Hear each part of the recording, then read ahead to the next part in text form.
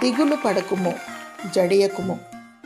నీవు నడుచు మార్గమంతటిలో నీ దేవుడైన యెహోవా నీకు తోడయున్నాడు. యెహోషువ 1వ అధ్యాయము 9వ వచనం.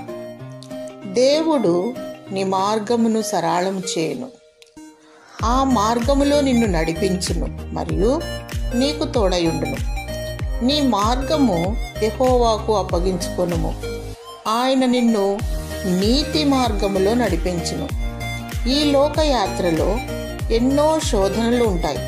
అవి మన గమ్యాన్ని చేరకుండా ఆటంకపడుతూ ఉంటాయి.